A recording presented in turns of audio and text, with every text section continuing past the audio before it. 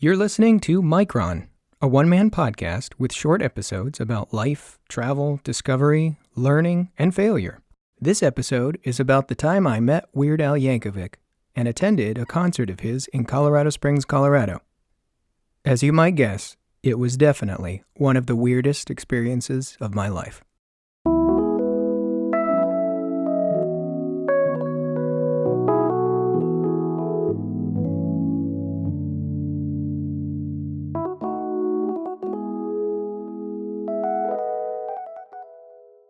A long time ago, in a galaxy far away.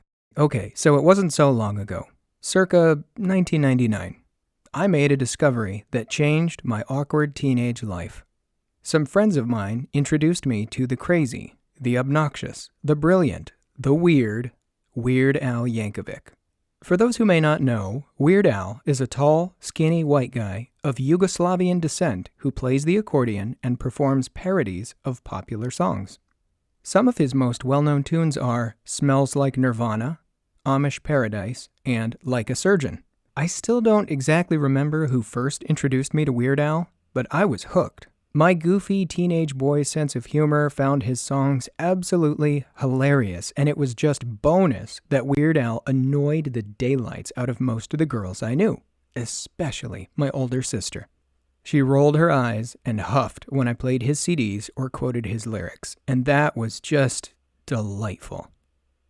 But Weird Al was cool. He embraced nerdiness and made it funny.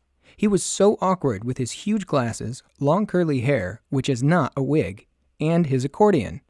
Really, it was almost impossibly comedic that he actually knew how to play the accordion, the weirdest instrument in the world, and was good at it. Now, I was a young teen, and a boy, and socially awkward, so I really dug Weird Al. Not just because of his silly songs, but also because I had multiple friends, all guys of course, who were also into Weird Al, and that gave me something to talk about with them. It was a fun, geeky club to belong to.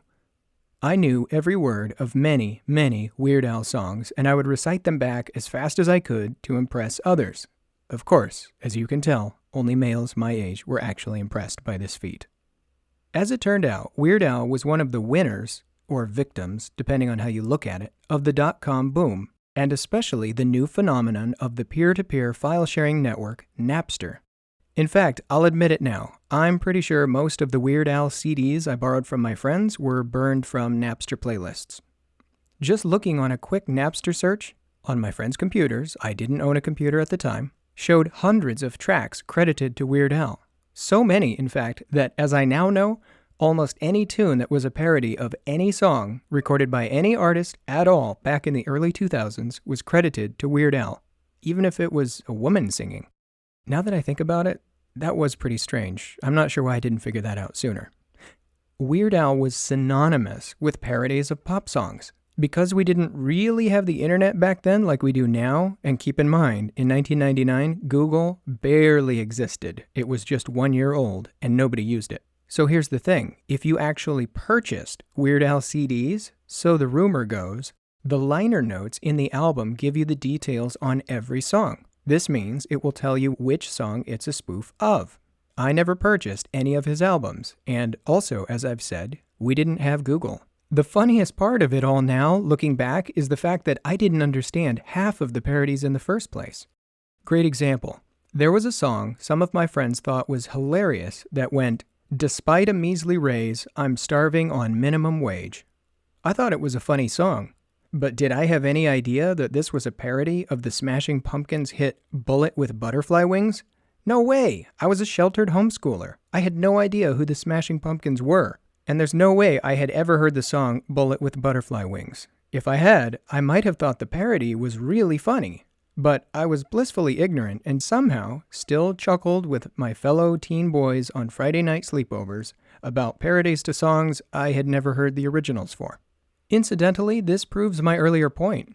The Smashing Pumpkins spoof was actually not written or recorded by Weird Al at all. It is, in fact, a tune by some DJ in Seattle named Bob Rivers who performed silly songs for a radio station called KJR-FM. But who did the kids from my generation credit? Weird Al, of course, because it was a parody. and it said Weird Al on Napster. So there. Parody equals Weird Al. I knew dozens of Weird Al songs by heart. Weird Al was there to comfort me in my awkward teenage glory. All of this was back in 1999. I was 14 at the time. I was an annoying teenage kid with an obnoxious sense of humor. As you'd expect, of course, I eventually matured. I moved on. I grew out of my fondness for geek music with burping sounds glorifying all things immature and uncivilized. I got older. I moved out of my parents' house. I got a real job. I had my own car. In fact, I kind of forgot all about parody songs altogether. They were juvenile, and now I was an adult. Silly songs by the Yugoslavian accordion player were just a distant memory. Until one day in 2011, my wife came home and told me, Hold on. I've got to back up a bit. Let me set the stage for this. Context is important. In 2011, I was 26. I was married. I had been married for over 5 years by that point, and I had 4 kids. I was a responsible husband, a hard worker, and an experienced father. I was juggling real-life issues like trying to avoid going bankrupt in the aftermath of the Great Recession and living on one income with a mortgage and 5 extra mouths to feed. I hadn't thought about Weird Al or goofy parodies that had previously made me giggle like a maniac in probably 12 years. So, now, do you get the picture?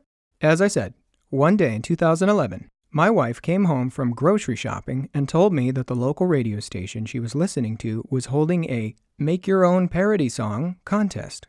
All you had to do was create some funny lyrics to parody just about any pop song that the station would normally play. The prize for winning? 2 free tickets with backstage passes to a Weird Al Yankovic show at the Pikes Peak Center in Colorado Springs, where we lived at the time. It was that simple. You could just come up with some funny lyrics and email them to the station. You didn't even have to sing or make a recording. Now, of all the things I was expecting my wife to tell me after coming home from a grocery shopping trip, this was definitely not on the list. I even asked her, "What? You like Weird Al Yankovic? Huh?" Apparently, somehow, she did. Or she had. Or she didn't even really care, but hey, there were 2 free tickets to a show, and we were desperate for a date. Good. I'm on board. But really, where were you all my life? Why couldn't I have met you when I was 14? Golly! I felt like this was cosmic injustice. I had suffered so much ostracism in my teens by girls I didn't even like, only to find out that the beautiful, mature young woman who married me and bore me multiple children was actually a fan of the same nerdy songs that I suffered for. It was just so unfair. Okay, but here we were now. In something like 15 minutes, she cranked out an entire spoof of Bonnie Tyler's song, I Need a Hero, and mutilated it into I Need a Hero, Gyro, like the Greek food. She asked me to read it. It was hilarious. I told her to submit it. She did. She won the contest.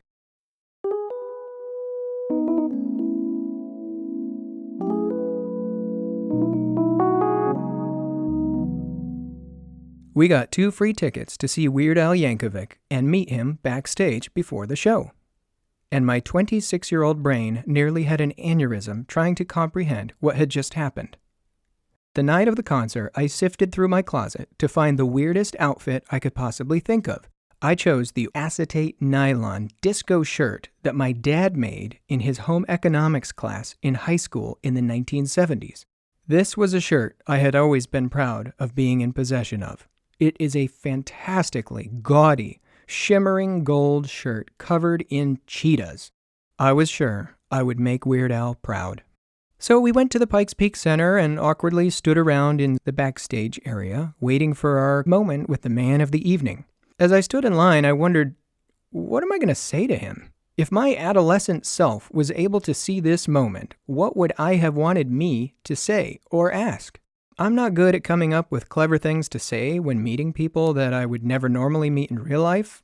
And when I say not good, I mean really, really bad. What would you say to a musician that you thought was awesome as a kid, but you hadn't thought about in a decade? Weird Al was sitting at a table with some Sharpie markers, and when it was our turn, we gave him something to sign. I don't know, the concert program or something insignificant. I ended up saying something dumb like, "Hi there, so does your birth certificate say Weird Al on it?" He gave a courtesy chuckle and said something like, no. We posed awkwardly for a photographer while Weird Al gazed in a very creepy fashion at my wife, and then we moved on. That was it. I had done it. I met Weird Al Yankovic. Afterward, we went to the auditorium and sat down in our surprisingly crappy seats. You'd think that a quote-unquote backstage pass would get you decent seats, but alas, it did not. We sat in the very unremarkable middle orchestra section on the floor. The show started, and we listened to over an hour of normal Weird Al fare, and I have to admit, I was surprised at how many songs he played that I didn't recognize. As I found out later, that's because while I had stopped listening to Weird Al in the previous decade plus, he had not stopped making albums. At least 3 albums had been released since the last one I heard, Running with Scissors. So there were several songs where I recognized the tunes from recent radio hits, but not the parodies. On a side note, I will say this, I was struck by the diversity of the crowd. These were not all formerly geeky males in their mid-20s. There were men and women, young people and older people. That was pretty surprising to me. His show had a lot of silly videos on the big screen behind the stage where he played cleverly manipulated video footage to make it look like he was interviewing famous people. Inserting himself into the conversation, it appeared like he was actually in the same room asking ridiculous questions and getting even stranger answers back. It was, not surprisingly, very juvenile. I giggled along with the crowd. Overall, it was a great show, and I had fun. It was a pretty tame evening, and despite the fact that we were watching a sort of musical comedy show, it was really quite a normal concert. Nothing was really even that weird. Until the show ended, and hold on. Once again, let me set the stage for this. As I've said, context is important. So my wife and I had 4 kids at the time. Our first child was born in a hospital, but our 3 subsequent children were born at home with the help of a midwife. You are surely wondering, why on earth is he bringing that up? I'll tell you. Our midwife is, and was, a big fan of Star Wars. Such a big fan, it turns out, that in her spare time, she likes to dress up as a Star Wars character and go with friends and family to shows and conventions. This is called, as I've been told, cosplay, and it's something that people do on a regular basis. I knew this about her, and I thought it was kinda cool. But what I didn't know, and didn't expect, was what happened after the last song of the evening was played. Weird Al left the stage, waited for the applause, and then came back out on stage to play an encore, one of his biggest hits, The Saga Begins, which is the Star Wars-themed spoof of Don McLean's massive chart topper, American Pie. And who walked out onto the stage with him? Darth Vader and a bunch of stormtroopers, including our midwife. That's right. The woman who helped deliver 3 of my kids was wearing a stormtrooper costume, holding a blaster rifle, standing on stage next to Weird Al Yankovic at a concert my wife invited me to. I can't find the right words to explain just how I felt and what this evening was like. The whole experience was surreal. I still look back on this evening sometimes and think, was that real or did I dream it? All I can say in conclusion is that Weird Al Yankovic truly is the king of weird. Who else could have made an evening like this happen? Well, okay, technically my wife is the one who made it happen by submitting her own parody song in the radio station contest, but you know what I mean. And that's how I met Weird Al Yankovic.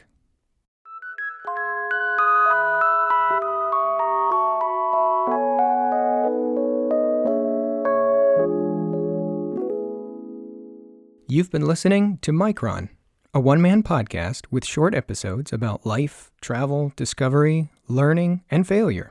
This podcast is a work in progress and, hopefully, like wine, will improve over time. It's recorded here in my office located in the scorching heat of the Sonoran Desert in Arizona. If you liked this episode of Micron, or even if you didn't, let me know. I'm always open to feedback, including questions, comments, and episode suggestions. send an email to feedback@micronpodcast.com. I promise you, I will actually read and try to respond to every single message. I'm listening to you. Thanks for listening to me. To view photographs, read episode transcripts, or find resources mentioned in the show, visit micronpodcast.com. And don't forget to subscribe using your favorite podcast app, including Apple Podcasts, Spotify, Overcast, Stitcher, and more. Thanks for listening to Micron.